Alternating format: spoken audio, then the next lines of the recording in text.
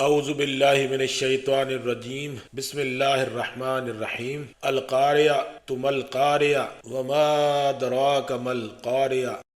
غربت، افلاس، ناانصافی اور ظلم کی چکی میں پستی ہوئی قوم جس دن اپنے حقوق چھیننے کے لیے اٹھ کھڑی ہوتی ہے، قرآن مجید میں اس دن کو یوم القیامہ کہا جاتا ہے۔ یہ وہ دن ہوتا ہے جب پبلک پاور کمزوروں کو کچلنے والے اس نظام کو نیچے سے لے کر اوپر تک کھڑکھڑا کر رکھ دیتی ہے۔ عام طور پر لوگ اس دن کا وقت سے پہلے ادراک نہیں کر سکتے۔ یوم یکون الناس کالفراش المبثوث، اس دن زمین پر ہر طرف خلق خدا کا راج ہوتا ہے۔ اس کے ایک ایک چپے پر ماضی کے کمزور اور بے حیثیت لوگ اس طرح سے نظر آ رہے ہوتے ہیں جیسے پتنگے بکھرے ہوئے ہوں کہ ان کی اتنی بڑی تعداد میں موجودگی سے زمین چھپ جاتی ہے۔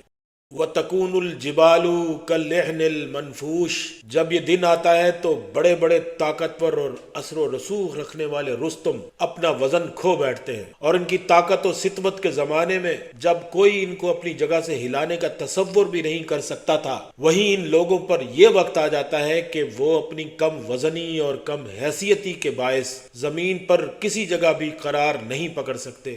اور روئی کے گالوں سے بھی زیادہ ہلکے ہو جاتے ہیں، اور ہمیں نظر آتا ہے کہ یہ بڑے بڑے برج اپنی جان بچانے کو ایک ایک کر کے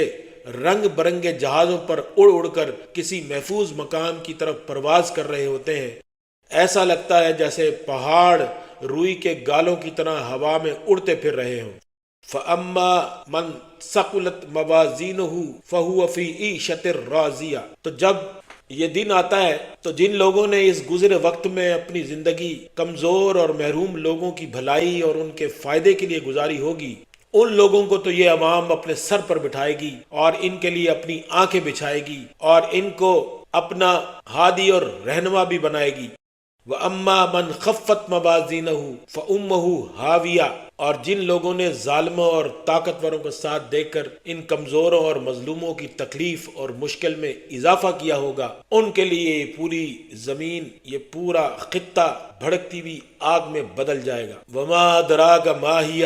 نَارٌ حَامِيَةٌ، جس کے کسی ایک چپے میں بھی ایسے مجرموں کو پناہ نہیں ملے گی، اور کبھی ان کے تصور میں بھی نہیں آیا ہوتا کہ یہی ملک اور یہی زمین ان کے لیے یوں موت اور تباہی کا پیغام بن کر سامنے آ جائے گی۔ تو یہ ہے مطلب قرآن کی سورۃ القاریہ کا۔